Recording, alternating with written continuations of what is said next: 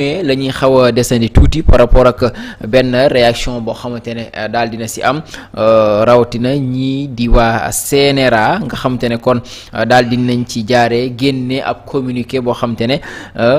xëy na daanaka mën naa leen ko jàngala daanaka c'est presque 2 pages rek comme ça va rafraîchir li nga xam ne di mémoire yi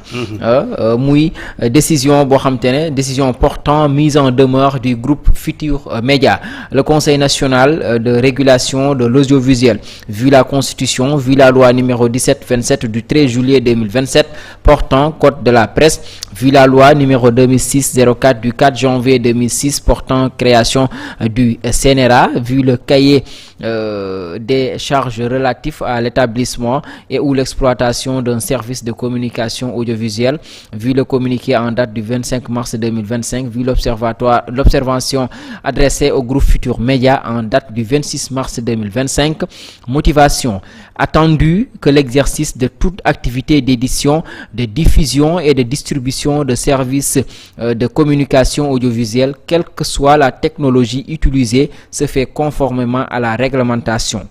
Attendu l'observatoire du 26 mars 2025 adressé au groupe Futurs Médias suite à la diffusion de l'émission Jàkkaarloo du vendredi 21 mars 2025 au cours de laquelle l'un des chroniqueurs s'était montré particulièrement véhément, virulent et discourtois à l'endroit d'un invité en utilisant des termes grossiers, dégradants, dévalorisants et injurieux à son égard et en cherchant à porter atteinte publiquement à la dignité, au respect, à l'honneur, à l'image et à la réputation de ce dernier. Attendu le communiqué en date du 25 mars 2025 suite à la pratique de plus en plus notée consistant à servir de tribune à des personnes se faisant appeler ou qualifier chroniqueurs pour proférer des insanités et injures à l'endroit de personnalités ou pour tenir des propos de nature à porter atteinte aux institutions de la République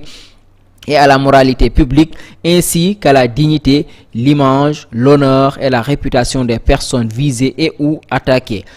Il est attendu que les pratiques mentionnées dans l'observation et dans le communiqué ci-dessus évoquées constituent une violation grave de la réglementation. Qu'il ressort de l'observation du 26 mars 2025 que le CNRA appelait la TFM à veiller à ce que de telles dérives ne se reproduisent plus. Qu'il ressort du communiqué du 25 mars 2025 que le CNRA exhortait les médias à veiller à mettre un terme à ces dérives qui ne sauraient prospérer sous peine de s'exposer aux sanctions prévues par la réglementation. Attendu que malgré la mise en garde contenue dans le communiqué et l'observation qui lui a été adressée, le groupe Futurs Médias, à travers la TFM, a persisté dans la violation de la réglementation, notamment dans l'émission Jàkkaarloo du 4 juillet 2025.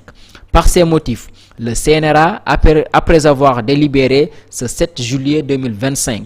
met en demeure le groupe Futurs Médias de prendre les mesures appropriées pour mettre un terme définitif à de pareils manquements et à observer une application stricte de la réglementation dans l'émission Jàkkaarloo. Le non-respect de cette mise en demeure expose le groupe Futurs Médias aux sanctions prévues par la loi, notamment la suspension de la diffusion de l'émission Jàkkaarloo ou la suspension de la diffusion d'une partie ou de la totalité des programmes de la TFM. La présente mise en demeure est notifiée et publiée partout où besoin sera. Pour l'Assemblée du CNRA, cacheté, voilà, ñu daal di ko signé le président. Donc lii mooy communiqué bi nga xamante ne daal dina jógee ci lii di waa Conseil national de régulation de l'audiovisuel du CNRA nga xamante ne kon bu ñu sukkandikoo ci li nga xamante ne moom moo di ci communiqué bi daanaka programme li nga xamante ne moo njëkkoon nañ fi def ab communiqué boo xamante ne jébbaloon nañ ko ñii di waa TFM niki 26 mars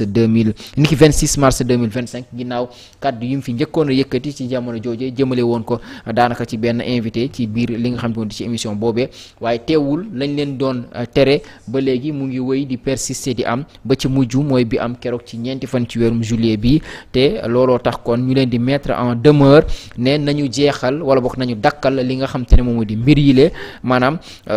yenn kàddu yoo xam te ne ko si daal di nemmeeku te ñu jàpp ne du kàddu yu worma du kàddu yu teggi ne également yoo xam te ne dañ koy jëmale ci ay nit wala dañ koy jëmale ci ñenn ñoo xam te ne dañuy incarner li nga xam te ne yenn ci ay institution kon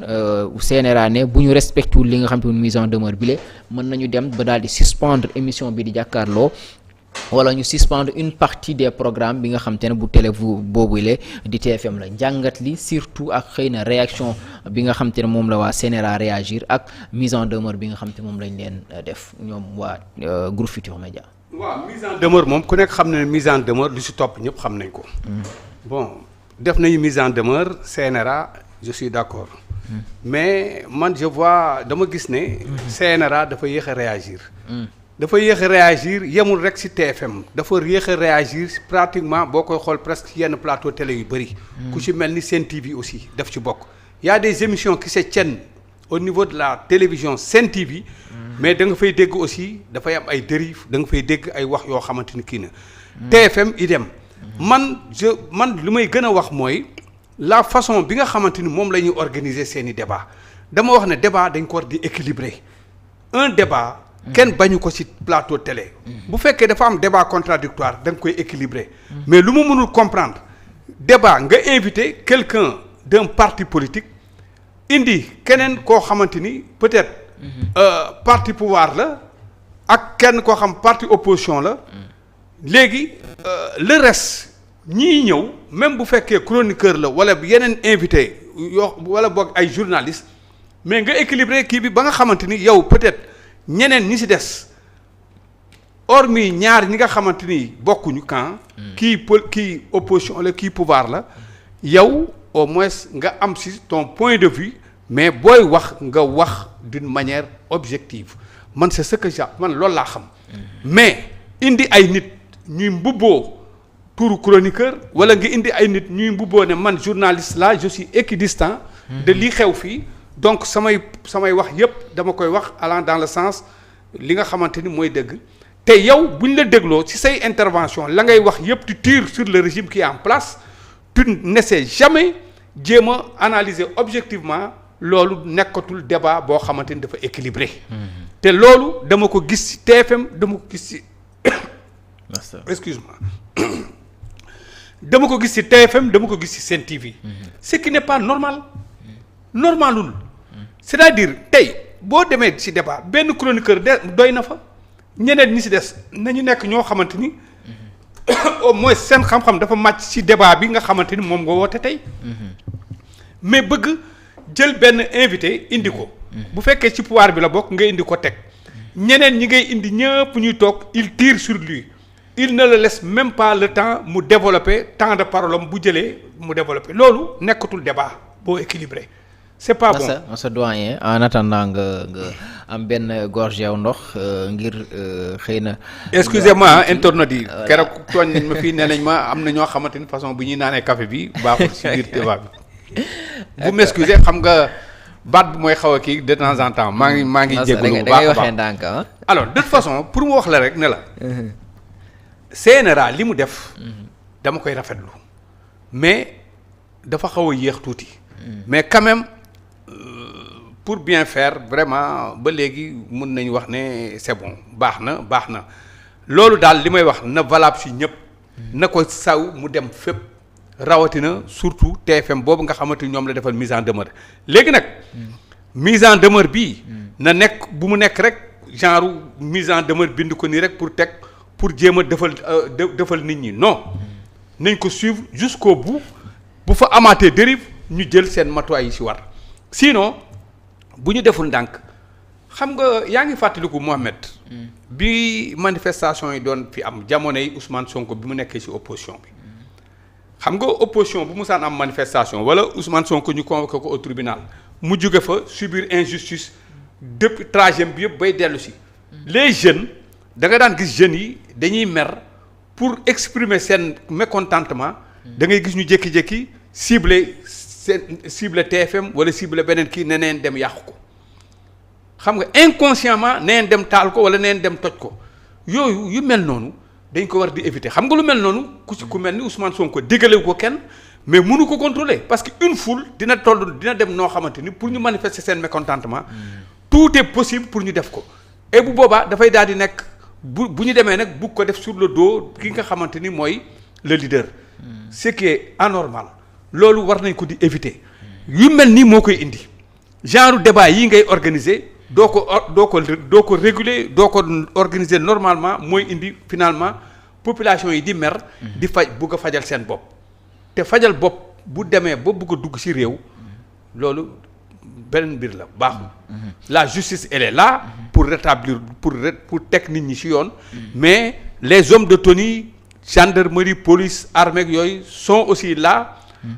pour rétablir l'ordre public ak lépp lu fi xew ci yoon bi donc vraiment ce qu'a fait CNRA ñëpp a ngi koy rafetlu. mais ndax jàppoo ne ginnaaw aussi bi ñu noté woon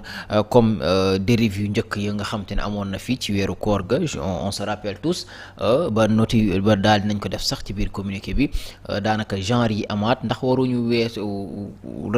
gën a durcir li nga xam te moo di sanction yi que ça soit la personne bi ko yëkkati comme ça bu aajo bien sûr bu fekkee texte yi permettre na leen ko ñu sanctionné ko benn nombre de émission boo xam te ne du ko mën a toog wala benn durée boo xam te ne dañ koy daal di génne ci émission bi en attendant ndax tey waruñu mën a dem envers ces genres de sanctions là que xëy na à chaque fois bindu communiqué. non xam nga CNRA dafa am nu muy doxee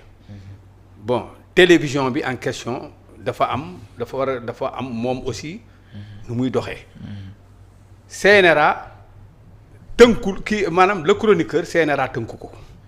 xam nga chroniqueur bi dafa ñëw rek ci plateau télé di fa wax CNRA les journalistes yi nga xamante ni ñoo fa nekk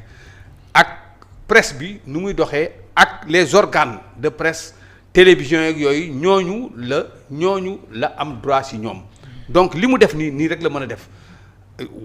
def une mise en demeure jëmale ko ci groupe Futurs Médias léegi nag s'il persiste suba mu jël ay sanctions. Il peut jël sanction allant jusqu'à suspendre l'émission comme ni mu ko waxee. Je suis entièrement d'accord avec ñoom. Mais quelqu'un qui vient qu'on invite à la télé nga ñëw taxaw wax say njombe wax lu la neex kooku yow la engagé say responsabilités yow la yaa koy assumer. suba yow la ak justice bu boobaa moo am ci yow yoon gis nga Mohamed fii ñu nekk nii sax di waxtaan nii. am na yenn waxin yu ñaaw yoo xamante bu ñu ko waxoon tey nekkatul responsable certes d'accord ñi nga xamante ni ñoo fi nekk soit diriger yor site bi wala ak ki koy animer xëy na am nañ ci responsabilité bu ndaw mais responsabilité bu gën a mag bi mooy ki nga xamante ni moo def loolu moo def njombe bi donc moom mooy responsable bu mag a mag bi donc buy justice di wax kooku lay njëkk a waxal buy interpeller kooku lay njëkk a interpeller xam nga dafa am loo xamante ni rôle justice la am loo xamante ni rôle CNRA la am loo xamante ni rôle journaliste yi nga xamante ni ñoo nekk fii di journaliste bokk ci presse bi am seen code de la presse ñu war ko respecter journaliste bi ñu ne ko éthique ak déontologie nga war a yow sukkandiku pour dox ko donc ku si nekk en ce qui te concerne dafa am loo xamante ni mooy la war ce qu'a fait CNRA man ànd naa si mise en demeure bi ànd naa si léegi nag lu ma doon wax sànq rek si départ bi mooy mise en demeure ku ko dégg xam nga lu si war a topp moom kay que ces dérives là ne se reproduisent plus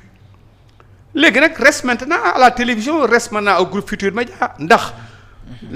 nit ki en question ndax dinañ ko interdire mu kiiwati fa wala dinañ ko sanctionner wala ñoom ñoo xam bu fekkee si ñoom la bokk bu fekkee dafa am lu pécuniaire dafa am loo xamante ni dañ ko fay wala def dara waa ji si boppam kii moom groupe Futurs Médias moo war a jël ay responsabilités am bu fekkee dafa laaj sanction mu sanctionné ko mais moom CNRA en ce qui lu ko concerné def na liggéeyam li si des rek mooy na suivre ñëpp te liggéey bi mu def yóbbu ko si TFM ngir yàlla dañ koy ñaan mu nekk si ñëpp ñu nekk si ñëpp parce que les débats là nit ñi ñu ngi koy seetaan y a des débats civilisés qui se tiennent surtout au niveau des télévisions musuloo gis jamais débat mu am Walfadjri nga gis si toujours mu am ay dérives une fois débat bu mës a am Walfadjri coow am si je crois balance la woon xaw ma benn jour il a fallu Moustapha Diop mi toog këram dik su demander à ce que ñu arrêter émission bi sur place te def ko arrêter il a pris ses responsabilités donc ñooñu c'est des gens yoo xamante ni li ñuy def xam nañ ko fu ñu koy teg xam nañ ko même bu fekkee dañuy organiser ay débat di inviter ay nit débat bu ci nekk ak façon ñi nga xamante ni ñoo ko war a animer loolu laa xam mais ñëw jaxase ay débat indi nit kële ñi ngi wax ñii du ñu nekk sur la même longueur d'onde que la muy wax bu fekkee mbirum droit la ka nga xamante ni moom nga invité keneen ki mu ñëw bu fekkee xam-xamam màccul ci droit bu këlee au moment où waa jaa ngi développé ci droit yow li muy wax xamoo ci dara bu fekkee arrangé wu la nga ñëw répondre à ta manière nu la neexee finalement dafay mujjee ci ay wax sa xalaat te wax sa xalaat foo ko fekk boo deful ndànk teesante mooy mujj moo ciy mujj loolu daal war nañ koy éviter ci débat yi nga xamante ni mooy am donc man je suis entièrement d'accord avec CNRA ci lii mu def nii bon li ci des nag bu naree continuer li ci war mu def ko ci loolu daal laa amoon comme xalaat pour wax ko ci. jërëjëf merci beaucoup doyen jaajëfal la bu baax a baax jaajëfal ba tey mbokk yi ànd ak ñun ngeen woy di partager surtout jotaay bi la waaye également ngeen di aimer vidéo yi aussi